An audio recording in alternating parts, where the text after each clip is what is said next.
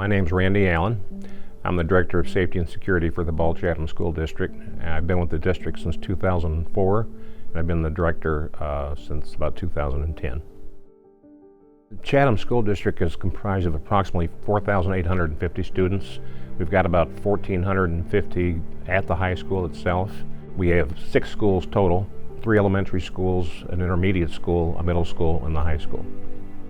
Around 2010, we had analog cameras in the high school. Many of them were not working. The video was very poor, and we realized we needed to upgrade our equipment. We use our cameras daily at the high school. As I said, we have about 1,450 some odd students in the building. The video is very, very helpful in the hallways. We have a lot of congregation areas that are large numbers of students, particularly the commons where they eat lunch. Both of our gymnasiums, some of the PE locations outside. So with a staff of 4 to 5 security officers with 1,400 plus students, the video is a necessary component of what we do on a daily basis. At this particular building, and all of them are the same, but in this one in particular, we have one entrance for the kids to come in. The doors are unlocked in the morning up until about 8 a.m. when class starts.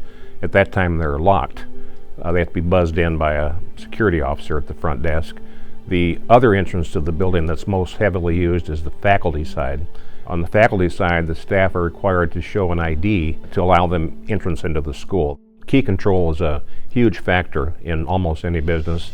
In a school district where you have every door accessible with the key, exterior of the building in particular, and with having kids possibly obtaining either on purpose or on accident, keys to the school.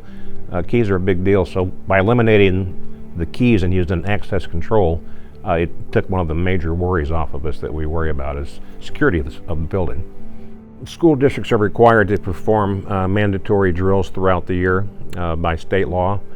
In addition to the mandatory drills that we do, we have on occasion done an additional drill above and beyond that involving our emergency responders, sort of a synopsis of an incident at a building, and kind of get a feel for how the school's going to react, how the responders are going to react, and test ourselves in a true setting, but not a real emergency.